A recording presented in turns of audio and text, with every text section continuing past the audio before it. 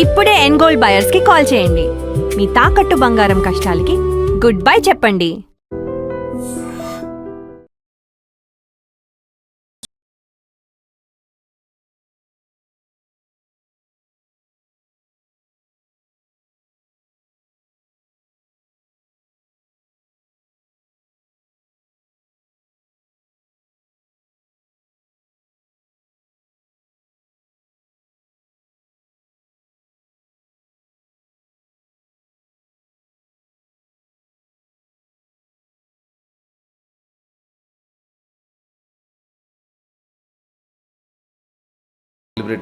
Movie ఇంత పెద్ద block buster అయిన తర్వాత రవితేజ గారి నుంచి వచ్చిన రెస్పాన్స్ ఏంటి సార్? సో మేము మాట్లాడుకునేటప్పుడు అలా కొట్టేసాం ఇలా కొట్టేసాం,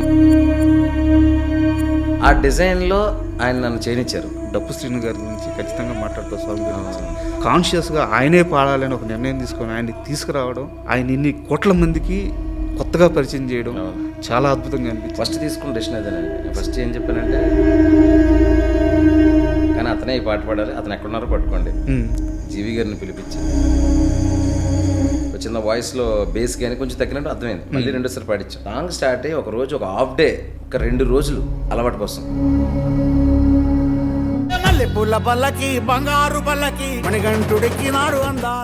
థ్యాంక్ గాడ్ అయ్యప్ప దయ వల్ల నేను అనుకున్నది జరుగుతుంది.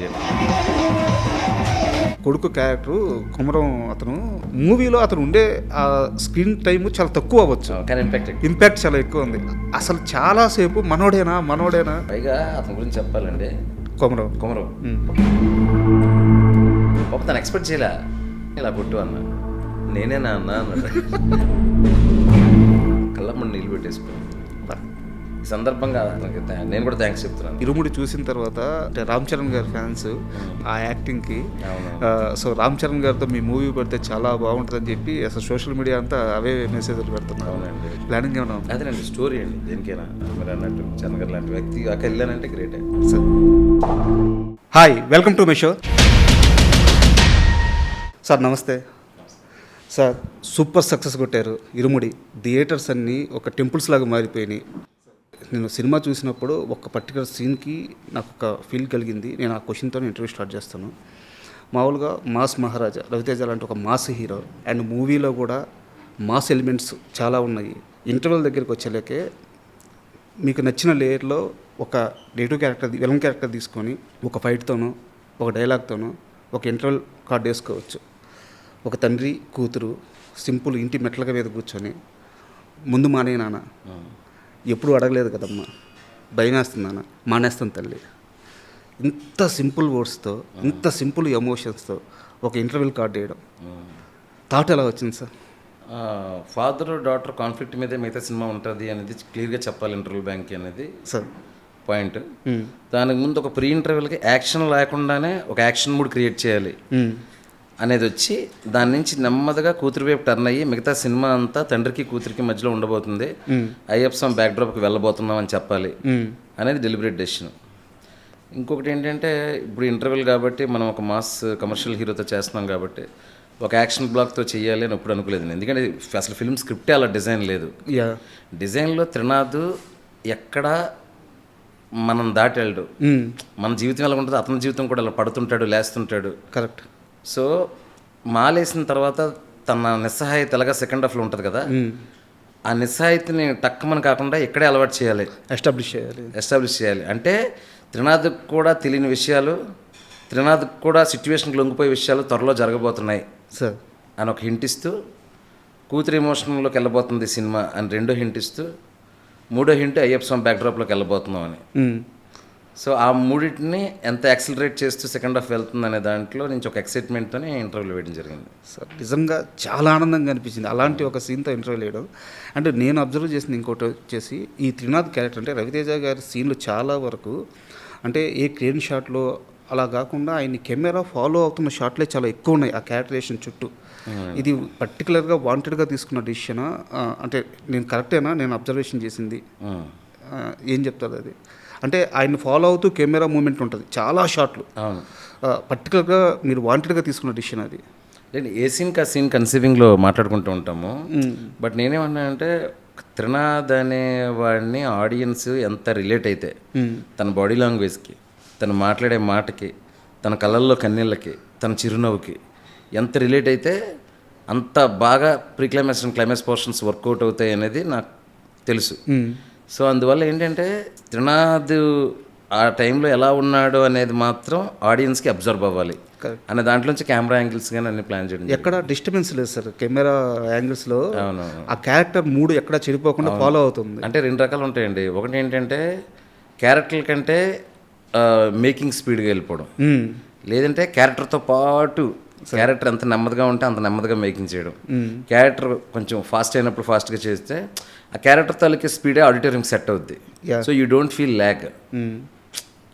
ఆ క్యారెక్టర్ తాలూకా డైనమిక్స్లోకి వెళ్ళిపోతారు అనమాట ఆడియన్స్.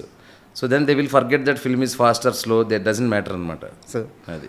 అండ్ మూవీ అంటే నేను అడగాలి ఈ క్వశ్చను, మొహమాట పడకూడదు ఎందుకంటే మంచి విషయం కాబట్టి. రవితేజ గారికి ఆయన స్థాయి హిట్ వచ్చి చాలా సంవత్సరాలు అవుతుంది. మూవీ ఇంత పెద్ద బ్లాక్ బస్టర్ అయిన తర్వాత రవితేజ గారి నుంచి వచ్చిన రెస్పాన్స్ ఏంటి సార్? చాలా ఆనందంగా ఉన్నారండి సార్. అంటే ఆయన చెప్పే విధానంలో ఒక నిజాయితీ ఉంటుంది. ఎక్కువ చెప్పకపోయినా ఆయన సంతోషంగా ఉన్నాడు అనేది ఆయనకి నాకు అర్థమైంది. సో మేము మాట్లాడుకునేటప్పుడు అలా కొట్టేసాం ఇలా కొట్టేసాం అలా ఏమో అనుకోలేదు. We are happy, we both are happy, each other we know that we are so happy, అంతే.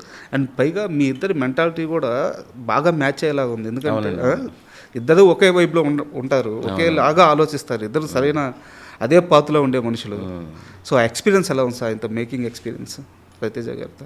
ఇప్పుడు నేను కథ చెప్పాలనుకుంటాను, నా కథకి ఏం కావాలో ఆయన కరెక్ట్గా ఇచ్చేయాలనుకుంటారు. సో ఇప్పుడు సీలియర్ వెళ్ళిపోయి ఇంక స్టార్ట్ చేసిన తర్వాత అండి ఆ కథకి ఏం కావాలో చేసుకుంటూ వెళ్ళిపోయామండి. అన్ని సినిమాల్లాగే దీనికి కూడా ఏం కావాలనేది చేసుకుంటూ వెళ్ళిపోయాం.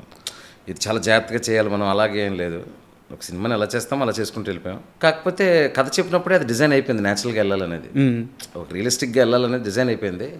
ఆ డిజైన్లో ఆయన నన్ను చేయనిచ్చారు, ఆ స్పేస్ ఇచ్చారు. ఇప్పుడు లుంగి అంటే లుంగి, గల్ల షర్ట్లు, ఒక నార్మల్ డైలాగులు చెప్పేటప్పుడు ఏదైనా కొంచెం అక్కడ ఉన్నదానికంటే ఎక్కువగా లౌడ్ అవుతుంది అనుకుంటే అన్న ఇలా చెప్దామన్నా అంటే గుర్తు చేసేవా ఇలా ఉన్నప్పుడు ఎప్పుడైనా ఆయన న్యాచురల్ ఫ్లో ఒకటి ఉంటుంది, ఆయన న్యాచురల్ ఫ్లో ఎప్పుడైనా ఆయన న్యాచురల్ ఫ్లో కొన్ని సీన్లు బాగుంది అనుకున్నప్పుడు నేను వదిలేసేవాడిని. ఎప్పుడైనా న్యాచురల్ ఫ్లో ఓవరాల్ తిన్నది క్యారెక్టర్కి ఏమైనా చిన్నది ఇబ్బంది పెడుతుందంటే అన్న ఇక్కడ ఇలా చేస్తే బెటర్ ఏమో అంటే సూపర్ శివ నువ్వు అలాగే చెప్తూ ఉండు అని చెప్పి ఆయన చిన్నది కరెక్ట్ చేసుకుని మళ్ళీ చేయడం, అలా ఇదో సింక్ అంతే. అండ్ సీలేరే ఎందుకు సార్? ఎందుకంటే మీ జిల్లాకు సంబంధించిన మీ ఏరియా అనుకొని వెళ్ళారా, లేకుంటే సీలేరు మాత్రమే ఎందుకు బ్యాక్గ్రౌండ్? అంటే మీరు అన్నట్టు అయ్యప్ప స్వామి భక్తులు అన్ని రాష్ట్రాల్లో ఉంటారు, ఎక్కడైనా ఉంటారు.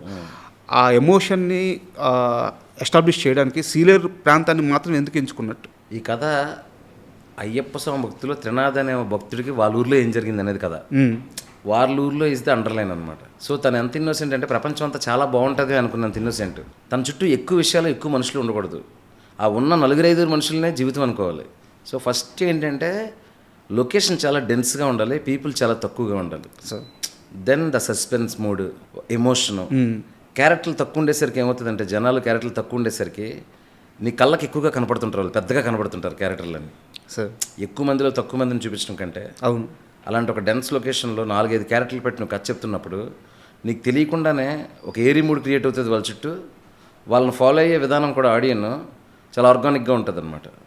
సో అందుకని అక్కడ పెట్టాం. పైగా ఇలాంటి ఒక అన్యూజువల్ విషయాలు మన ప్రపంచానికి దూరంగా ఎక్కడో జరిగిందనే ఫీలింగ్ మనకి ఇంకా ఎక్కువ టెన్షన్ని, ఒక ఇన్వాల్వ్మెంట్ని క్రియేట్ చేస్తుంది. Correct sir. అందుకని అడవులు, ఆ డ్యామ్లు, ఆ న్యాచురల్ లొకేషన్స్ మధ్యలో అంత న్యాచురల్గా ఉన్న మనిషి అతను త్రినాథ్ అనేవాడు. సో అతను కూడా ఒక నేచర్లో ఒక డైమండ్ లాగా అక్కడెక్కడ ఉన్నాడు, ఒక వజ్రం లాగా అనే ఒక ఇంపాక్ట్ వస్తుందని. అండ్ సినిమా చూస్తున్నప్పుడు ఈ తండ్రి కూతుర్ల ఎమోషన్ గురించి మాట్లాడదాము. అండ్ అయ్యప్పస్వామి బ్యాక్గ్రౌండ్ వాడుకుంటున్నప్పుడు ఏదో చూచాయిగా తెలుసుకొని అలా వాడలేదు, నాకు అర్థమవుతుంది. ఎందుకంటే నేను స్వతహాగా మాలేసే వ్యక్తిని. నేను సినిమా కోసం మాలేసారు మీరు. నాకు ఎక్కడ అద్భుతంగా అనిపించిందంటే ఎందుకు త్రినాథ్ కూతురు కోసం ఇంత చేస్తున్నావు అన్నప్పుడు నాకు బిడ్డలు పుట్టలేదు, మా ఇద్దరు తను అవమానపడతా నా భార్య తనే భరించింది ఆ కష్టాన్ని. మీరు వచ్చి అయ్యప్ప మాల వేసుకొని కోరుకుంటే అవుద్ది అని చెప్పారు గురుస్వామి. ఆ క్షణం నేను అయ్యప్పని అట్ట కోరుకుంటే నాకు బిడ్డ పుట్టింది, మణికంఠ అని పేరు పెట్టుకున్నానని ఒక సీన్ ఉంటుంది. అయ్యప్ప మాల వేసుకున్న కన్యస్వామి, నేను మామూలుగా రియల్గా చెప్తున్నాను, అయ్యప్ప మాల వేసుకున్న కన్యస్వామి ఎంత పవర్ఫుల్ అంటే ఆ మాల కాలంలో 41 రోజుల్లో ఆయన ఏదైనా ఒక్క కోరిక మనస్ఫూర్తిగా కోరుకుంటే ఆ కోరిక నిజం అవుద్దని గురుస్వాములు చెప్తుంటారు. నిజమైన సందర్భాలు ఉన్నాయి కూడా నా జీవితంలో కూడా. అంటే ఎంత స్టడీ చేశారు. మొదటిసారి మాలేసుకున్న వ్యక్తి నాకు బిడ్డ కావాలని మొక్కుకోవడం, ఆ బిడ్డ పుట్టడం, ఆ బిడ్డ మీద ప్రేమ చూపించుకోవడం నాకు చాలా బ్యూటీ అనిపించింది సార్. అంటే స్వతహాగానే మిగతా ఫ్రెండ్స్ వీళ్ళందరూ మాలలేస్తుంటారు కదండి. జనరల్గా ఎక్కడికి వెళ్ళినా కూడా ఈ కన్యాస్వాముల గురించి వాళ్ళకి, ఎందుకంటే మా ఊర్లో అయ్యప్ప స్వామి గుడి ఉంది మా ఇంటికి దగ్గరలో. సో ప్రతిసారి బ్యాచ్లో ఒకరో ఇద్దరు మాలేస్తారు. వాళ్ళతో అడపదడప కాన్వర్జేషన్స్ అన్నీ ఉంటాయి కదా. అందులో చెప్తారు నాకు అయ్యప్ప స్వామి అంటే చాలా ఇష్టం, ఆ దేవుడి దయ వల్ల అయ్యప్ప వాళ్ళు ఇది అయిపోతే బాగున్నాను, అంటే ఆ ఎగ్జామ్ ఈసారి డిఎస్సి నేను ఎలాగైనా కొట్టాలి, సర్మల్ ఇల్లు వచ్చేస్తాను అయిపోద్ది అని. Cinema is what reflection of the society and the reflection of your ఎన్వైరన్మెంటే కదా. ఎగ్జాక్ట్లీ. ఆ ఎన్వైరన్మెంట్ మనం చూస్తూ ఉంటాం. పైగా నేను స్వతహాగా మాలేసుకుని వచ్చినప్పుడు నాకు ఎక్స్ట్రా అడ్వాంటేజ్ ఏమైందంటే, అంటే నేను వెళ్ళడం మాలేసుకోవడం దీని గురించి తెలుసుకుందాం అనుకున్నా, నేను ఇన్వాల్వ్ అయిపోయాను. అండ్ ఆ కామ్నెస్ డ్యూరింగ్ దట్ దీక్ష డేస్లో ఎర్లీ మార్నింగ్ 4:30కి లేవడం, ఎక్కువ ఎవరితో మాట్లాడకపోవడం, సైలెంట్గా ఉండడం, ఆ కామ్నెస్ అది నాకు చాలా హెల్ప్ అయింది. సో ఇక్కడ నుంచి ఏంటంటే అది ఆల్మోస్ట్ ఎప్పుడు కుదిరితే అప్పుడు వేయాలనేంత ఇది కలిగిందనమాట సార్. అది సో పర్సనల్గా ఎక్స్పీరియన్స్ అవ్వడం. నా పడి పూజలు, వాళ్ళు రుద్రాక్షలు ఎలా వేసుకుంటారు, వాళ్ళ అటైర్ ఏంటి, భిక్ష చేసినప్పుడు కానీ పడి పూజలో కానీ ఆ షర్ట్ విప్పేసి కండువ కట్టుకునే విధానం, ఇవన్నీ నేను పర్సనల్గా ఎక్స్పీరియన్స్ చేయడం వల్ల కాన్ఫిడెంట్గా చేయగలిగాను. ఎవరో చెప్తే అది కరెక్టా లేదని మళ్ళీ ఇంకొకరిని అడగాలి. అదే మనమే ఎక్స్పీరియన్స్ చేయడం వల్ల పర్ఫెక్ట్ ఇది కరెక్ట్ అని ఒక కాన్ఫిడెన్స్తో చేయడం వల్ల ఏంటంటే అథెంటిసిటీ వచ్చింది. సూపర్. ఆ బ్యాక్ డ్రాప్ మొత్తానికి. అండ్ మూవీ ఇప్పుడు శ్రావణ మాసంలో రిలీజ్ అయింది, కొన్ని రోజులు అయితే కార్తీక మాసం వస్తుంది, లక్షల మంది అయ్యప్పలు మాలేసుకుంటారు. మూవీ ఆ టైంలో వచ్చుంటే ఇంకా చాలా బాగుండేదేమో. అంటే ఇప్పుడు సూపర్ సక్సెస్ అయింది, ఎలాంటి ఇబ్బంది లేదు. అంటే ఇది షెడ్యూల్డ్ అయిపోయింది release, what ever OTT date కానీ ఇది కానీ మీరు అన్నట్టు. అంటే ఇప్పటికీ కూడా ఈ సినిమాలో పాటలు కానీ ఇవి కానీ రేపు కార్తీక మాసం రాగానే మారుమైపోతాయి. నేను 3 పాటలు ఉన్నాయి, బ్రహ్మాండమైన పాటలు. కట్టు సాంగ్ ఉంది, మల్లెపూల పల్లకి ఉంది.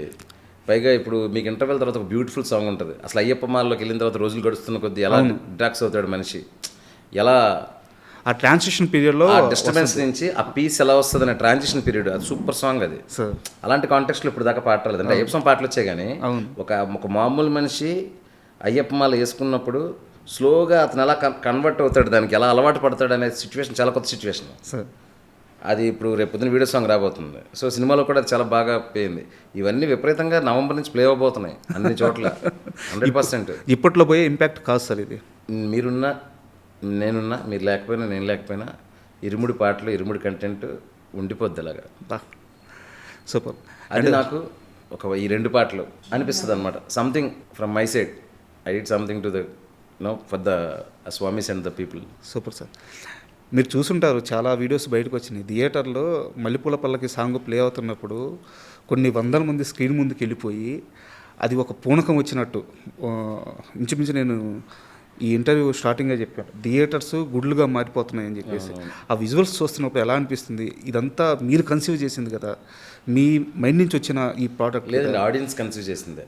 ఆడియన్స్కే ఇస్తారా క్రెడిట్? వాళ్ళు అనుకున్నారు అది జరిగింది. ఎందుకంటే డెఫినెట్లీ నేను మల్లెపూల పల్లకి సాంగ్ ఉండాలి అని చెప్పేసి స్క్రిప్ట్ లెవెల్లోనే ఒక లీడ్ వేసుకొని షూటింగ్ చేస్తున్నాము. దాని తర్వాత సోషల్ మీడియాలో ఒకరు స్టార్ట్ చేసి తర్వాత బర్స్ట్ అయింది. అవును. సో నా ఇంటెన్షన్ వాళ్ళ ఇంటెన్షన్ ఒకటే అయిపోయింది. వాళ్ళు అప్పటి నుంచి స్టార్ట్ చేశారు, మేము గుళ్ళు చేసేస్తాం థియేటర్స్ని. సో నేను ఆ విషయంలో వాళ్ళు ఏదైతే ఒక యాంటిసిపేషన్ ఉందో, వాళ్ళ మనసులో ఏదైతే ఒక బలంగా ఒక కోరిక, అయ్యప్ప పాటలు థియేటర్లో వస్తుంటే మేము డ్యాన్స్ చేయాలి, అయ్యప్పని సెలబ్రేట్ చేసుకోవాలని ఏదైతే అనుకున్నారో దాన్ని మాత్రం సిన్సియర్గా తీసుకొని పాట చేయించుకునే విధానం. కానీ శేఖర్ మాస్టర్ గారు పిలిపించి, మాస్టర్ నేను ఇందాక చెప్పాను, మీరున్నా లేకపోయినా నేనున్నా లేకపోయినా చరిత్రలో నిలిచిపోద్ది ఈ పాట యూట్యూబ్ ఉన్నంత వరకు. సో దేవుడి పాట లాగే ఉండాలి డ్యాన్స్, కానీ ఎనర్జీ తగ్గకూడదు అన్నప్పుడు ఆయన భలే పట్టుకున్నారు. అది పట్టుకుని ఇప్పుడు ఆ స్టెప్ చూస్తే మీకు సినిమా స్టెప్ లాగా ఉండదు. అవును, అలాగని ఎనర్జీ లేకుండా ఉండదు. అది భజన కరెక్ట్గా అయ్యప్పలే వేసుకునే నృత్యంలా ఉంటుంది. ఎగ్జాక్ట్లీ. అవును. సో అలా ఎన్నో జాగ్రత్తలు ఇట్స్ నాట్ దట్ ఈజీ అండి. ఇప్పుడు లక్షల మంది పీపుల్ రేపు ఇరుముడిలో ఏమొస్తుందని దాన్ని మ్యాచ్ చేయడం, it's not that easy. It needs so much of expectations ఉన్నప్పుడు ఎక్స్పెక్టేషన్స్ని మ్యాచ్ చేయడం ఒకటి కష్టం అండి. దాన్ని ఆర్గానిక్గా క్రియేట్ చేయడం, దానికి నేను ఒక్కనే కాదు, మా ఆర్ట్ డైరెక్టరు, మా కెమెరామ్యాన్, శేఖర్ మాస్టర్, ప్రొడ్యూసర్స్ అందరికి ఒకటే, రేపు థియేటర్లో అది వచ్చినప్పుడు మనం మ్యాచ్ చేసి అలా ఆనందపడాలి అనేది ఒకటే దాంట్లో. కానీ నమ్మకం ఉంది, కంటెంట్ మీద నమ్మకం ఉంది. సో ఈరోజు అది జరుగుతుంది. అసలు ఎన్నండి బాబు వీడియోలు అలా లింకులు వస్తూనే వస్తూనే ఉన్నాయి ఉన్నాయి. అంటే ఏ వీడియో ఎక్కడదో ఏ థియేటర్లో అర్థం కావట్లేదు అంటే అన్ని థియేటర్లో ఒకటే విజువల్. కరెక్ట్. మొన్న అయితే అసలు ఏదో ఒక దీన్ని చూస్తే బస్తాలతో లోపలికి తీసుకెళ్తున్నారు పువ్వులు. ఎంతకంటే ఏం కావాలి సార్ మీరు ఒక మాట అన్నారు ఇప్పుడు మాట్లాడుతూ ఆర్గానిక్గా రావడం అని చెప్పి. డప్పు శ్రీను గారి గురించి ఖచ్చితంగా మాట్లాడుకో సాంగ్ గురించి. 13 సంవత్సరాలుగా నెంబర్ కరెక్ట్ కాదు, 13, 12 whatever. ఆయన ఎన్ని దగ్గరలో ఈ పాట పాడారు, అసలు ఈ పాటకి ఎంత ఒక రీచ్ తీసుకొచ్చారు. అలాంటి మనిషిని ఆయన చేతే వేరే సింగర్ పెద్ద పెద్ద సింగర్ల చేత పాడించకుండా కాన్షియస్గా ఆయనే పాడాలని ఒక నిర్ణయం తీసుకొని ఆయన్ని తీసుకురావడం, ఆయన ఇన్ని కోట్ల మందికి కొత్తగా పరిచయం చేయడం చాలా అద్భుతంగా అనిపించింది. ఫస్ట్ తీసుకున్న డెసిషన్ అదేనండి. నేను ఫస్ట్ ఏం చెప్పానంటే పాట యూట్యూబ్లో విని నేను అక్కడ చిన్న లీడ్ షూట్ చేసిన తర్వాత ఎక్కడున్నారో ఆయన తెలియదురా, కానీ అతనే ఈ పాట పాడాలి, అతను ఎక్కడున్నారో పట్టుకోండి అని. ఆ లిరిక్ కవర్ రాస్తారో వాళ్ళని పట్టుకోండి, ఆ మ్యూజిక్ కవర్ కొట్టారో వాళ్ళని పట్టుకోండి. ముగ్గురిని పిలిపించి ట్రైడెంట్లో బుక్ చేసి జీవి గారిని పిలిపించి ఆయన జీవి గారు విత్ అట్మోస్ట్ రెస్పెక్ట్ వాళ్ళు వస్తుంటే ఈయన లేచి నిలబడేవాళ్ళు. అంటే ఏంటంటే ఆయన ఒకటే చెప్పారు నాకు, సార్ 13 సంవత్సరాల నుంచి ఈ పాట ఇక్కడ ఇక్కడ పుట్టి ఇక్కడ ఎంతమంది కనెక్ట్ అయ్యారంటే ఆ పాట వాళ్ళు చేశారంటే వాళ్ళదే ఆ మ్యాజిక్, ఆ పాటకు సంబంధించిన ఆ క్రెడిట్ అంతా వాళ్ళదే అని చెప్పేసి వాళ్ళని పిలిపించి వాళ్ళ సజెషన్స్ అన్నీ తీసుకొని పాడించినప్పుడు గొంతు అప్పుడు యూట్యూబ్లో వినేదానికి దీనికి శృతి కానీ చిన్న వాయిస్లో బేస్ కానీ కొంచెం తగ్గినట్టు అర్థమైంది. మళ్ళీ రెండోసారి పాడించాం. థియేటర్లో మారిపోయింది సార్. మారిపోయింది, దానికి లాజిక్ చెప్తాను. రెండోసారి మాడించాం కానీ ఎక్కడో చిన్నది ఉంది నాకు ఏంటి అని.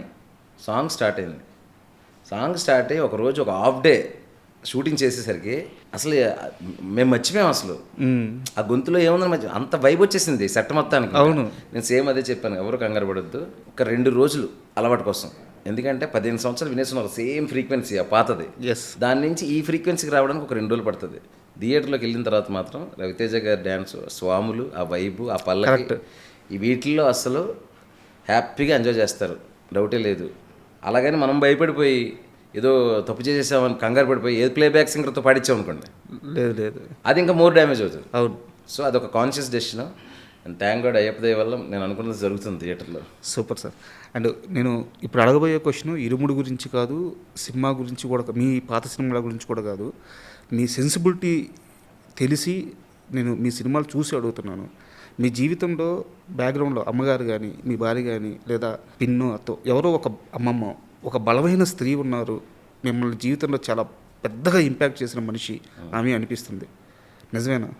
బలమైన స్త్రీలు సార్ తొమ్మిడి కుటుంబం అండి. నా పిన్నిలు, మా తాతయ్య గారు, మొత్తం మా అమ్మ మొదట ఆవిడ, దాని తర్వాత 4 కూతుర్లు అంటే 4 పిన్నులు, వాళ్ళ పిల్లలు, మేము, అమ్మ వాళ్ళ సైడ్ నుంచి అంతే. సో ఏంటంటే చిన్నప్పటి నుంచి చుట్టూ ఫెమినిన్ వరల్డ్ ఉందన్నమాట. సో అది దాని తర్వాత కాలేజ్కి వెళ్ళిన తర్వాత మన ఫ్రెండ్స్ అమ్మాయిలు అవ్వచ్చు. అసలు ఏమనంటే ఒక అమ్మాయి పాత్ర లేని మనిషి జీవితం ఏ ఫేజ్లోనే ఉండదు. అంతే సార్. సో వాళ్ళ తాలూకా అది ఉంటుంది. కాకపోతే ఏంటంటే నాకు బేసికల్గా ఈ మిడిల్ క్లాస్ మెంటాలిటీస్, వాళ్ళ మధ్యలో ఉండే కాన్ఫ్లిక్ట్స్, వాళ్ళ మధ్యలో ఉండే ఎమోషన్స్ అవి బాగా ఇష్టం అనమాట.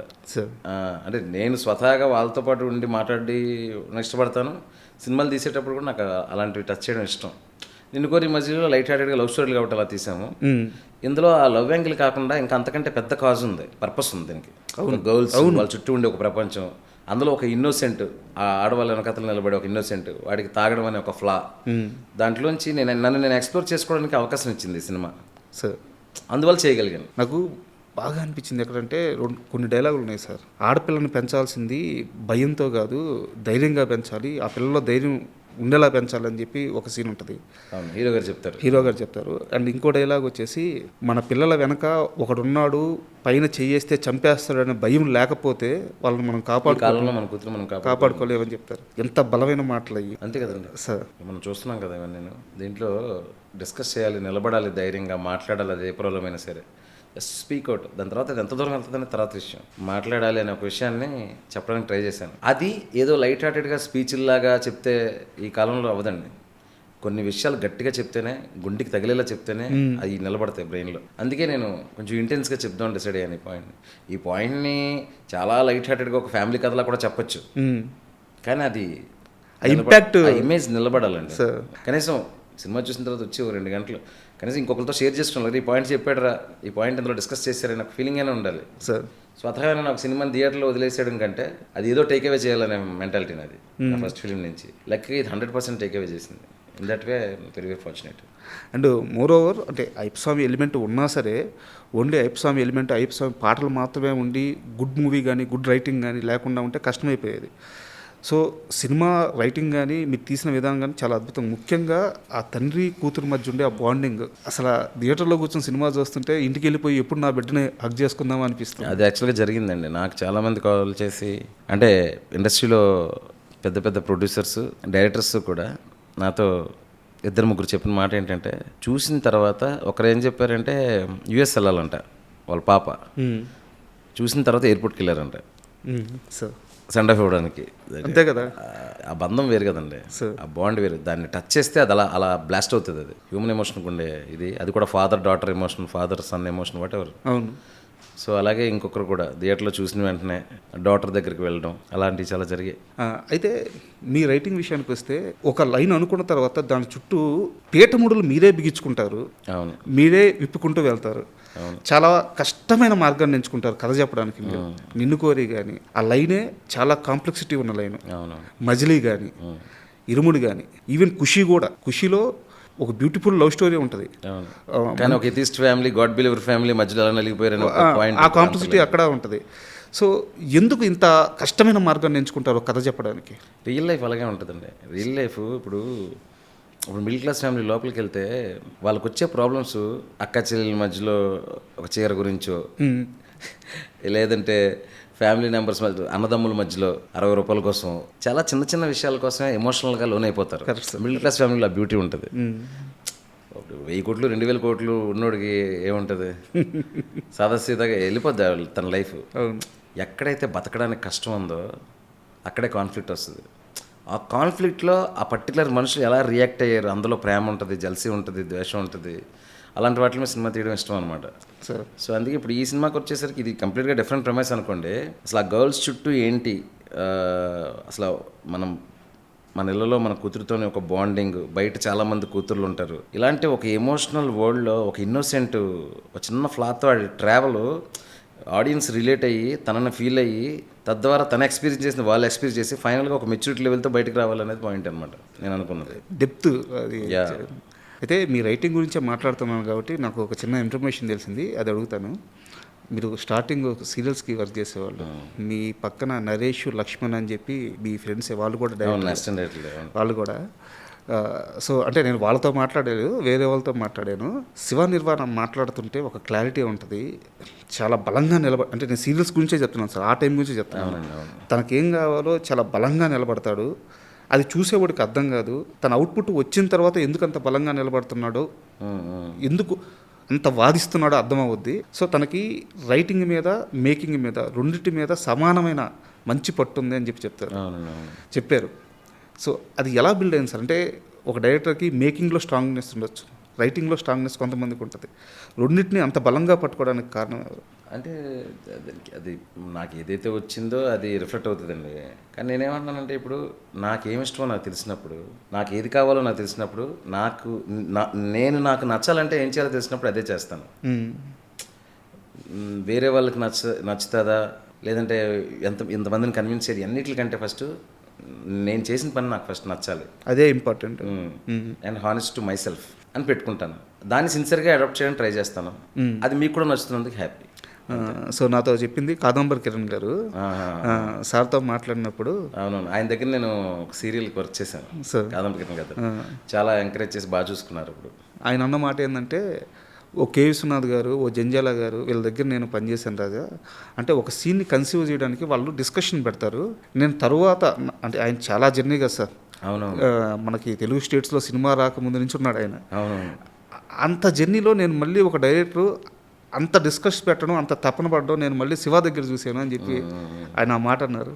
అయ్యో థ్యాంక్ యూ అండి. ఆయనకి నా మీద ఉన్న 10 సంవత్సరాలు అయిపోయినా ఇంకా నమ్మకం, ఎంకరేజ్ చేస్తుంటారు. ఎప్పుడు మంచి సినిమా వచ్చినా Shiva I proud of you అని పెడతా ఉంటారు. హ్యాపీగా ఉంటుంది. ఈరోజు కూడా పెట్టారు. అవునా? ఓకే. అండ్ ఇరుముడి డైలాగ్స్ విషయానికి వస్తే చాలా తక్కువ రాశారు సార్. అవునవును. అదే పెద్ద ఇంపాక్ట్. అవునవును. అది కాన్షియస్గా తీసుకున్న నిర్ణయం. లేదండి, అసలు డైలాగుల విషయంలో ఇక్కడ ఒక మంచి డైలాగ్ పడాలి, అక్కడ డైలాగ్ పడాలి ఎప్పుడు అనుకున్నాను. రాస్తున్నప్పుడు ఆ క్యారెక్టర్ ఎక్కడ మాట్లాడాలో అది మాట్లాడుతుందని నా నమ్మకం. ఇప్పుడు సాయి కుమార్ గారికి హీరో గారికి మధ్యలో కాన్వర్జేషన్స్ చాలా ఉంటాయి. అవును. ఆ పాయింట్ ఆఫ్ టైంలో వాళ్ళిద్దరు కాన్వర్జేషన్ ఏమై ఉంటుంది అన్నప్పుడు ఇది అవుతుంది అన్నప్పుడు అదే రాస్తాను. సో ఓవరాల్ స్క్రిప్ట్ చూసుకొని ఇక్కడ ఒక మంచి డైలాగ్ ఉంటే బాగుంటుంది, అక్కడ మంచి డైలాగ్ ఉంటుంది, ఇక్కడ చిన్న క్లాప్స్ పడితే బాగుంటుంది, అక్కడ కొంచెం క్లాప్స్ పడితే బాగుంటుంది అనేది అసలు ఇప్పుడు పెట్టుకోను. అందువల్ల ఆ క్యారెక్టర్ పరిధిలో వాళ్ళు ఏం మాట్లాడతారో అది నచ్చి క్లాప్స్ కొడితే ఓకే, బట్ క్లాప్స్ పడడానికి డైలాగులు రాయను సార్. అండ్ నేను ఇప్పుడు మాట్లాడేది బిజినెస్కి సంబంధించిందే, బట్ కలెక్షన్స్ ఇవి కాదు. ఇలాంటి ఒక కథ చెప్పాలనుకున్నప్పుడు నేను ఇంతవరకే అన్నాను, రవితేజ గారికి లాస్ట్ ప్రీవియస్ మూవీస్ నెంబర్స్ సరిగ్గా లేవు, అండ్ మీరు కూడా ఒక మంచి కస్మేత ఉన్నారు. బట్ ఇలాంటి రూట్ లెవెల్ కథ చెప్పాలన్నప్పుడు భయమే లేదా? అంటే ఇలా తీస్తే ఇంత డెప్త్కి వెళ్ళి రూట్ లెవెల్ కథ చెప్పడానికి ఆడియన్స్ యాక్సెప్ట్ చేస్తారా? అసలు ఎవరికి డౌట్ లేదండి. ఫస్ట్ నవీన్ గారికి చెప్పాను, తర్వాత రవి గారికి మా ఇంట్లో చెప్పా. వాళ్ళందరూ ఏంటంటే ఆస్ట్రక్ అంటారు కదా, ఆ 2-3 ట్విస్టులు, ఆ లాస్ట్లో ఎక్స్పీరియన్స్, ఫస్ట్ షాక్లో ఉన్నారు. ఇప్పుడు మీరు థియేటర్లో ఎలా షాక్లో వస్తున్నారు బయటికి కరెక్ట్ డైరెక్షన్ చెప్పినప్పుడు కూడా ఈ లెవెల్ కాకపోయినా ఒక లెవెల్ షాక్ ఉండింది అందరికి. ఇది వర్కౌట్ అవ్వకపోవడానికి ఏముంది, ఇంత ఎంగేజింగ్గా ఉంది, ఆ డివోషనల్ మూడ్ ఉంది ఫిలింకి. ఎప్పుడు చూడండి ఒక క్రైమ్ యాంగిల్ ఇందులో మిక్స్ ఉంది. అసలు ఆ మిక్స్కే సర్ప్రైజ్ అయ్యారు. రవి సార్ కూడా కథ చెప్తున్నప్పుడు, అదే రవణకి హీరో గారికి కథ చెప్తున్నప్పుడు కూడా అంతా కథ విన్న తర్వాత చాలా ఫ్రెష్గా ఉంది స్టోరీ. అన్నిటికంటే నాకు ఆయన కనెక్ట్ అయింది ఏంటంటే గర్ల్స్ అనేది కనెక్ట్ అయ్యారు. Exactly sir, super. ఆయనకి ఈ క్రైమ్ లేరు, స్క్రీన్ ప్లే అంత క్లియర్గా ఏం చెప్పాల. ఓవరాల్గా ఏం చెప్పారంటే త్రినాథ్ ఇలా ఉంటాడు, వాళ్ళ మిస్సెస్ ఇలా ఉంటుంది, ఆడపిల్లల కోపం వస్తే వెళ్తాడు వస్తాడు, కూతురు ఇలా ఉంటుంది. సో ఇలాంటి ఒక ఇన్నోసెంట్ జీవితంలో మాలయంగానే ఇలాంటి కన్సీక్వెన్సెస్ జరిగాయి. ప్రీ క్లైమాక్స్కి వచ్చేసరికి ఇలా జరిగింది. అక్కడి నుంచి ఒక మెచ్యూరిటీ లెవెల్కి వెళ్ళిపోయి బయటకు వచ్చేటప్పుడు నా జీవితంలో కూడా ఇలాగే జరుగుతుంది కదా, లైఫ్ ఈజ్ ఆల్ అబౌట్ కర్మ, అంతే కదా sir. But you have to believe what ever, నీ బిలీఫ్ సిస్టమ్ అనేది అలాగే ఉంటుంది. అదేనండి, అది ఎప్పుడైతే త్రినాథ్ రియలైజ్ అయ్యాడో ఆ జర్నీని చూసిన ఎక్స్పీరియన్స్తో బయటకు వస్తారు. సో ఖచ్చితంగా అక్కడ కనెక్ట్ అవుతారు. సో అక్కడ ఆయన కనెక్ట్ అయింది మెయిన్ ఈ గర్ల్స్. వెనకాతలు ఒకడు ఉన్నాడని, లేకపోతే మన ఆడపిల్లలు మనం కాపాడుకోలేం గురుస్వామి, ఆ డైలాగ్. అదే ఓవరాల్గా గర్ల్స్ కోసం ఒక ఫ్లా ఉన్నాడు, ఒక గర్ల్స్ కోసం ఒక డ్రంకర్డ్ హ్యాబిట్ ఉండి తనకే ఒక ప్రాబ్లం ఉంది, తను ఆడపిల్ల వెనకాతలు నిలబడడం అనేది బాగా నచ్చింది ఆయనకి. సూపర్. అండ్ ఆ బంగారు తల్లిని ఎక్కడ పెట్టారు సార్ అసలు? నక్షత్ర బంగారన్న ఇన్స్టాలో పెట్టాం సార్. ఇన్స్టాలో మా అసిస్టెంట్ చూసి చాలా బాగుంది చూడండి అంటే చూశాను. చూస్తే రింగులు జుత్తు ఒకలాగా ఉంది, ఒక చిన్న క్యూట్గా ఆఫ్రికన్ అమ్మాయిలా ఉంది. పిలిపించి కొంచెం కొబ్బరి నూనె అది రాసి జడలేసి గౌన్ వేసి చూసి మనమ్మ వచ్చేసింది, మనమ్మ దిగిపోయింది అనుకుని ఇంకా మళ్ళీ మనమ్మ అమ్మని చూడాలి కదా, ఇంకా రవి గారిని పాపని పట్టుకుని తల్లిని ఎత్తుకోం. ఇక్కడ తెలుగులో ఎక్కువ ఎక్స్పోజ్ అవ్వకుండా నిజంగా ఆ ఊర్లోనే ఇప్పుడు ఉందేమో అనే ఫీలింగ్ రావాలి, ఎక్కువ ఎక్స్పోజర్ ఉండకూడదు. 1-2 సినిమాలు చేసినా ఓకే తెలుగులోని అని ఎత్తుకుతున్నాం సార్. ఖచ్చితంగా సౌత్లో ఉండాలి, నడిచినా మాట్లాడినా మన అమ్మాయి అని ఫీలింగ్ ఉండాలి అని ఎత్తుకుతా ఉంటే ప్రియాకి స్ట్రైక్ అయింది. ప్రియా గారికి పిలిచి స్టోరీ చెప్పి ఆవిడ చాలా ఎక్సైట్ అయ్యి అలా ఒక కుటుంబాన్ని తయారు చేసాం రవి గారికి. ఆ పాపతో ఆ షూటింగ్ ఎక్స్పీరియన్స్ ఏమన్నా ఇబ్బంది పెట్టారా లేకుంటే అసలు ఎలా ఉండింది సార్? అసలు షూటింగ్లో ఏముందండి, ఉన్నదే 4 క్యారెక్టర్లు. అవును. అసలు మీకు సినిమా చూస్తే చాలా స్కేల్ స్పాన్ ఉన్నట్టు అనిపిస్తుంది, కానీ మొత్తం అందరూ ఇక్కడ కూర్చొని భోంచేసి వచ్చి అంత తక్కువ మంది. గట్టిగా అయితే మిగతా ఊరు జనాలు వాళ్ళు అప్పుడప్పుడు కనిపిస్తారు, కానీ ఆ మెయిన్ స్ట్రీమ్ ఆర్టిస్ట్లో సెకండ్ లేయర్లో ఉండేవాళ్ళు ఎంతమంది ఉంటారు? ఒక 15 మంది ఉంటారు ఓవరాల్గా. అందరం చక్కగా కలిసి భోంచేసేవాళ్ళం, చేసేవాళ్ళం, షూటింగ్ చేసుకునేవాళ్ళం. 40 రోజులు షూటింగ్ చేసి హ్యాపీగా వచ్చాం. సూపర్. అండ్ మీరు అన్నట్టు తక్కువ మంది ఉండడం వల్ల ఉన్న ప్రతి క్యారెక్టర్కి ఇంపాక్ట్ చాలా బలంగా ఉంది. విలన్ కొడుకు క్యారెక్టరు కుమరం, అతను యాక్చువల్గా జబర్దస్త్ వాటిలో ఇట్లా చిన్న చిన్న క్యారెక్టర్స్ చేసే మనిషి. సో అతనికి లైఫ్లో సక్సెస్ ఒక మంచి క్యారెక్టర్ కావాలని నేను ఇదివరకు 1 year బ్యాక్ ఇంటర్వ్యూ చేశాను తనని. ఎంత బలమైన కోరిక ఉండేదంటే అతనికి, బట్ అతనికి రాలా ఆ ఛాన్స్. మూవీలో అతను ఉండే ఆ స్క్రీన్ టైం చాలా తక్కువ అవ్వచ్చు, కానీ ఇంపాక్ట్ చాలా ఎక్కువ ఉంది. అసలు చాలాసేపు మనోడేనా అంటే అంత పెద్ద క్యారెక్టర్ పడడం, ఆ సర్ప్రైజింగ్ వర్కౌట్ అయిందండి ఇరుముడికి. అంటే ఎక్కడో చూసినట్టు ఉంది కానీ ఎవరెత్తనం అన్న టైప్లో ఉంది ఆడియన్స్. అవును. సో అందువల్ల ఏంటంటే ఆ సీనియర్లు అక్కడ ఉన్న మనుషులు కదా అనేది నమ్మడానికి ఎక్కువ ఉపయోగపడింది అది. పైగా అతని గురించి చెప్పాలండి, కొమరం ఫస్ట్ షూటింగ్కి రాగానే అతని క్యారెక్టర్ ఉందని తెలుసుకుని ఏంటి ఇంత రెవెన్యూతో డైరెక్ట్గా సీన్లు ఉంటాయి, అతను ఒక కీ క్యారెక్టర్ తెలియదు పాపం, తను ఎక్స్పెక్ట్ చేయలే. రాగానే షార్ట్ అంతా చెప్పేసి పెట్టి రవణ్ అని ఇలా కొట్టు అన్న. కొట్టుకున్నా. అదే ఫస్ట్ సీన్లో ఉంటుంది కదా, అవునవును. అన్నా అన్నాడు. అంటే ఏంటో సార్ ఎవరినని ఇలా ఫేస్ మీద ఇలా కొట్టినట్టుగా జస్ట్ ఇంతవరకు రావాలి అంటే, నేనేనా అన్నా అన్నాడు. నువ్వే కొమరం, నీది అదే క్యారెక్టర్, నాగుల క్యారెక్టర్ అని చెప్పేసి అప్పుడు మొత్తం చెప్తే కళ్ళమ్మని నీళ్ళు పెట్టేసుకుని దండం పెట్టిపోయాడు. ఏమొద్దు నాగులు, నీ కోసం యాక్చువల్గా నేను వెతుకుతున్నాను. ఇన్స్టాలో నీ రీల్స్ చూసినప్పుడు ఈ ఫేస్ ఆ క్యారెక్టర్కి, ఆ ఈవిల్ క్యారెక్టర్కి, అజుఘోష్ కొడుకు అనే ఒక ఫీలింగ్కి ఈ ఫేస్ బాగుంటుందని నేను ఎప్పుడో చూశాను. నీకు నేను ఛాన్స్ ఇవ్వడం కాదు, నీకోసం నేను ఎత్తుక్కుంటున్నా సార్ అని చెప్పి అక్కడి నుంచి అతను he became so much emotional చేసినప్పుడు కసి మీద ఉన్నాడు. అలాంటి సార్ అంత పెద్ద క్యారెక్టర్ ఇచ్చారని నిజంగా దెబ్బలు తినేసేవాడు. మా రీల్స్ సతీష్ మాస్టర్ ఉన్నాడు, ఆయన మాస్టర్ రియలిస్టిక్గా ఉండాలంటే రియల్గా కొట్టేస్తుంటాడు. మాస్టర్ చచ్చిపోతాను మాస్టర్, ఎవరు రెస్పాన్సిబిలిటీ, కొంచెం చూసుకొని కొట్టేవాడి నేను చెప్తాను. అంటే ఒక పీక్ రియలిజంకి వెళ్ళిపోదాం ఈ సినిమాకి ఫిక్స్ అయిపోయాడు అతను. నాకు భయం వేసేది బంటర్ ముందు కూర్చొని. సో నిజంగా అది కొంచెం టచ్ అయినా, కర్రలు కానీ ఏదైనా టచ్ కొట్టినప్పుడు టచ్ అయినా, 2-3 దెబ్బలు తగిలినా చెప్పేవాడు కాదు. మళ్ళీ చెప్తే తగిలేస్తుందని డైరెక్టర్ గారు ఇంటెన్సిటీ తగ్గించేస్తారేమో అని. ఎందుకంటే ఆలోట్ వెళ్ళిపోయాడు. ఇంకా తనకు అవసరం నా ఎంత కైనా కష్టపడతా అని.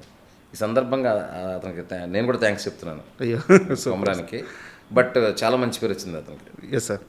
అండ్ చాలామంది ఇరుముడి చూసిన తర్వాత అంటే రామ్ చరణ్ గారి ఫ్యాన్స్ మీ సెన్సిబిలిటీకి, ఆయన ఆ యాక్టింగ్కి, సో రామ్ చరణ్ గారితో మీ మూవీ పెడితే చాలా బాగుంటుందని చెప్పి అసలు సోషల్ మీడియా అంతా అవే మెసేజ్లు పెడుతున్నారు. అవునండి. సో ఆ ప్లానింగ్ ఏమైనా ఉంది? అదేనండి స్టోరీ అండి దేనికైనా సార్. ఫస్ట్ మనకు బాగా నచ్చి ఇది ఒక అద్భుతంగా కథ అవుతుంది, ఇప్పుడు దేనికి క్యారీడ్ అవి అయిపోకూడదు కదా. ఇప్పుడు ఈ సినిమా నాకు ఒక రెస్పెక్ట్ ఇచ్చింది, ప్రేక్షకులు నన్ను చూసే విధానాన్ని కొంచెం పెంచింది సార్. దాన్ని ఇంకా పెంచేలా ఉండాలి తప్ప కదా కంగారుగా ఏదో కథ చేసేసి అలా కాదు కదా. So first I focus on writing, then ఆ రైటింగ్లో ఎవరు సూట్ అవుతారు అనేది. ఓకే. బట్ నిజంగా నాకు అదృష్టం ఉండే ఆ రైటింగ్ కరెక్ట్గా సూట్ అయ్యి నిజంగా మీరు అన్నట్టు చరణ్ గారు లాంటి వ్యక్తి అక్కడ వెళ్ళానంటే గ్రేటే సార్. అండ్ మైత్రి గురించి మాట్లాడుకోవాలి సార్. ఇంత పెద్ద అద్భుతానికి బ్యాక్ ఎండ్లో ఉండి ఫుల్ సపోర్ట్ చేసిన వాళ్ళు. నాకు ఒక చిన్న విషయం తెలిసింది, మీరు ఫస్ట్ సీలేరుకి వెళ్ళిన తర్వాత అక్కడ కొన్ని సమస్యలు వచ్చి మెయిన్ కాస్ట్ కొంతమంది వెనక్కి వచ్చేసిన తర్వాత, అంటే ఫుల్ ఫ్లెడ్జ్డ్గా అప్పటికి షూట్ స్టార్ట్ అవ్వలేదు, పరిస్థితులను చూసుకొని వెనక్కి వచ్చేసిన తర్వాత అక్కడ రవితేజ గారికి కానీ మొత్తం వాళ్ళు సెట్ చేసిన విధానం, స్టేయింగ్ కోసం కానీ చాలా కష్టపడ్డారని తెలిసింది. అయ్యో నెవర్ బిఫోర్ అండి. అసలు 250 మంది చాలామంది అక్కడ. ఇప్పుడు మీరు షూటింగ్ చేస్తే ఎంత క్వాలిటీ వర్క్ చేస్తాం కదా, ఇక్కడ వాడినట్టే జిమ్మీలు వాడాం, మంచి ఎక్విప్మెంట్ వాడాం, స్టడీ క్యాంప్స్ వాడాం, గింబల్ వాడాము. మరి ఆ ఎక్విప్మెంట్ తేడానికి మనుషులు, ఆ రోడ్డే సరిగ్గా ఉండదు, అంత గుంతల రోడ్డు. ఒక్కసారి అక్కడ లోపలికి వెళ్ళిపోయి ఏదైనా మిస్ అయిందంటే ఇంకా నెక్స్ట్ రోజే రావాలి తప్ప ఆ రోజు తేడానికి లేదు ఇంకా. అది ఏదైనా కూడా ఆ సీరియల్లో చిన్న మార్కెట్ ఉంటుంది, అక్కడ మనం కొంచెం పువ్వులు, పళ్ళు, కాయలు, పాల ప్యాకెట్లు ఇంతవరకు ఓకే. దానికి మించి ఏదొచ్చినా రాజమండ్రి వెళ్ళి తేవడమే, లేదంటే మారేడుమిల్లి వెళ్ళాలి. సో అవి కూడా చాలా దూరం కదా. వర్షాలు పడాయనుకోండి, అక్కడ ఏదో ఒక బండి డీసీఎం మీద దిగిపోయింది అనుకోండి, ఇంకంతే. ఆ వెనకాతల షూటింగ్లో అక్కడే ఉంటారు. అలాంటి పరిస్థితి ఇదంతా వదిలేదండి. పాపం ఆడపిల్లలు ఉన్నారు, ఈ 10 మంది ఆడపిల్లలు. వాళ్ళందరికీ ఆల్మోస్ట్ 2 చిన్న లాడ్జ్లు ఉన్నాయి. బాలాజీ గారు ఒక ఆయన ఉంటారు, పొల్లూరులో చేసినప్పుడు రమణమూర్తి గారు, వీళ్ళిద్దరూ ఫుల్ సపోర్ట్. అక్కడే అందరం అడ్జస్ట్ అయ్యి మెయిన్ టీం అంతా. హీరో గారికి ఏంటంటే ఆ జన్కో గెస్ట్ హౌస్ ఒకటి ఉంటుంది, అవును, అది ఇచ్చేసి దాన్ని స్పెషల్గా చాలా మార్పిచ్చారు. దాన్ని అంతా మార్పిచ్చి సాయి కుమార్ గారు మేమందరం అయితే చాలా చిన్న రూమ్స్, అది చిన్న లాడ్జ్లో ఉంటుంది, డీసెంట్గానే ఉంటుంది కానీ చిన్న హోటల్ అనమాట. ఇంకా మిగతా వాళ్ళు ఇళ్లలో వాళ్ళ ఇళ్లలోనే వీళ్ళల్లోనే అడిగి తీసుకొని హౌస్లు హౌస్లు అంటే అదే వాళ్ళు ఏదైతే ఉంటున్నారో అంటే సంకల్పం అంతే. ఇక అక్కడ రాసి పెట్టాడు నాకు దేవుడు, అక్కడ నేను చేయాలని. అదే అది జరగదేమో అనుకున్న దగ్గర జరిగింది షూటింగ్. ఎందుకంటే అసలు నేను వెళ్ళగానే అక్కడ అయ్యప్ప గుడి ఉంది డ్యామ్ కానుకొని. నాకు అసలు బుర్ర తిరిగిపోయింది. అసలు ఇనీషియల్గా నాకు ప్లానింగ్ అది కాదు, డ్యాము ఇది కాదు. ఎప్పుడైతే డ్యామ్ చూసానో డ్యామ్లో క్యారెక్టర్ చేశాను సినిమాలో. అదే గుడిలో షూటింగ్ చేద్దాం. అదే ఈ సినిమాకు ఉండే ప్రత్యేకత ఏంటంటే మీకు సినిమాలో పేర్లు బయట పేర్లు ఒకటే, అంటే సీలేరే, పొల్లూరే, డొంకరాయ్. సో ఏంటంటే ఈ ప్రపంచం నా కథ కోసం ఉందా అనే ఫీలింగ్ వచ్చింది. Exactly sir. ఎంత ఫ్రెష్ లుక్ వచ్చిందంటే, ఫ్రెష్ లుక్ వచ్చింది. అవును, టెరైన్ ఇదంతా ఆ నేపథ్యం కూడా కథలో ఒక భాగం అయిపోయింది. మనం మామూలుగా మలయాళ సినిమాలు ఓటీటీలో చూస్తుంటాం, క్రైమ్ ఇన్వెస్టిగేషన్ ఇట్లాంటి కొన్ని సినిమాలు రూరల్ ఏరియాలో జరిగినప్పుడు ఆ కొండలు అవి చూపిస్తున్నప్పుడు ఆ సస్పెన్స్ కానీ అవంతా క్యారీ ఫార్వర్డ్ అవుతూ ఉంటాయి. ఇక్కడ డివోషనల్గా క్యారీ ఫార్వర్డ్ అయింది, ఆ సస్పెన్స్ క్యారీ ఫార్వర్డ్ అయింది, ఆ ఊరే అసలు సినిమాలో ఒక భాగం అయిపోయింది. అవునవును. ఇప్పుడేనండి ఫస్ట్ ఏదైనా ఇలాంటి కథలకి ఏంటంటే ఫస్ట్ ఆడియన్స్ని ఒక ప్రపంచంలోకి ఆడియన్స్ అసలు థియేటర్కి ఎందుకు వస్తారు? వాళ్ళు ఉన్న ప్రపంచం నుంచి వేరే ప్రపంచానికి రావడానికి కరెక్ట్. ఆ వేరే ప్రపంచానికి మనం తీసుకెళ్ళినప్పుడు అంటే సగం పని అయిపోద్ది. అక్కడి నుంచి మన కథ, కాన్సెప్ట్, కాన్ఫ్లిక్ట్లు ఇంకా వర్కౌట్ అయితే పూర్తిగా పని అవుద్ది. ఆ రెండు జరిగినాయి. ఫస్ట్ ఇలా కూర్చోగానే ఒక 10 నిమిషాలు యాలలో సాంగ్ రాగానే మనం వెళ్ళిపోయాం, సీలేరు పొల్లూరులోకి వెళ్ళిపోయాం. సో అక్కడ ఉండే క్యారెక్టర్తో నాకు చిన్నగా కనెక్ట్. ఆ పాప, చిన్న స్కూలు, ఆ వాటర్ ఫాల్స్, అక్కడి నుంచి సైకిల్ మీద అడవిలోంచి తొక్కుంటూ వెళ్ళడం. యాక్చువల్గా ఏదైనా కూడా ఇన్వాల్వ్మెంట్ ఉన్న సినిమాకి ఫస్ట్ క్వాలిటీ అదే సార్. Exact sir. ఆ వరల్డ్లోకి తీసుకెళ్ళగలడం. నాకు అలాంటి దొరికింది. ప్రొడ్యూసర్లు సపోర్ట్ చేశారు. అంతంత దూరం 250 మందిని పంపించి అక్కడ అకామిడేషన్ ఇదంతా మా ప్రొడక్షన్ కంట్రోల్ దినేష్ అని, అతను మా మేనేజర్ వలి, అందరం ఇంకా టీం వర్క్ సూపర్ సార్. చేసి నాకు ఏం కావాలో అది నేను చేసుకొని ఇచ్చారు. సూపర్. అండ్ ఎన్టీఆర్ గారికి ఎందుకు సార్ ఇరుముడి మీద ఫస్ట్ నుంచి కూడా అనౌన్స్మెంట్ నుంచి కూడా ఒక బలమైన నమ్మకం అంట జూనియర్ ఎన్టీఆర్ గారికి, పక్కా కొట్టది పక్కా కొట్ట. మా రవి గారికి, ప్రొడ్యూసర్ రవి గారికి మంచి అసోసియేషన్ ఉంది తారక్ సార్తో. సో డిస్కషన్లో ఉన్నప్పుడు మైత్రిలో జరిగే సినిమాల గురించి ఒక డిస్కషన్ వస్తుంది కదా, ఉన్నప్పుడు ఈ సినిమా గురించి అందరికీ ఇరుముడు అనగానే ఒక ఇంట్రెస్ట్ క్రియేట్ అవుతుంది కదా, ఒక వైబ్. సో ఆయనకు అనిపించిందంట. ఎప్పుడైనా మాట్లాడారు? నేను ఎప్పుడు మాట్లాడలేదు. సో ప్లానింగ్ ఉందా అంటే నేను అడిగేది రామ్ చరణ్ గారిని, ఎన్టీఆర్ గారు కానీ, బన్నీ గారు కానీ ఆ స్థాయిలో ఒక కాల్ వచ్చి ఒక మంచి కథ చెప్పమంటే I'm the most happiest person. But first నేను పర్ఫెక్ట్గా ఒక కథ అనుకుంటే అప్పుడు నేను కాన్ఫిడెంట్గా నేను కూడా సార్ ఈ కథ ఉంది వినండి అని ఎవరికైనా చెప్పడానికి బాగుంటుంది అనమాట. So first writing. ఎందుకు నేను పదే ఇంత బలంగా అడుగుతున్నానంటే మీ స్కిల్స్కి కానీ, మీ రైటింగ్ కానీ, మీ టెక్నిక్ కానీ ఆ స్థాయి సినిమా తీయగల మ్యాజికల్ కెపాసిటీ మీకు ఉంది. ఇన్ని రోజులు ఒకే ఒక్క దగ్గర ఆగిందంటే ఆ మార్కెట్ క్యాలిక్యులేషన్స్. సో ఇరుముడి ఆ లైన్ని చెడిపేసింది. సో ఈగర్గా వెయిట్ చేస్తుంది సార్ ఇంకా పెద్ద స్కేల్లో పెద్ద సక్సెస్. సో శివ నిర్వాణ అనే వ్యక్తి స్థాయి, బలం ఏందనేది మేము అంతా చూస్తున్నాము. సో మిమ్మల్ని వేరే లీగ్లో చూడాలనుకుంటున్నాము. Thank you sir. Thank you very much. Thank you so much.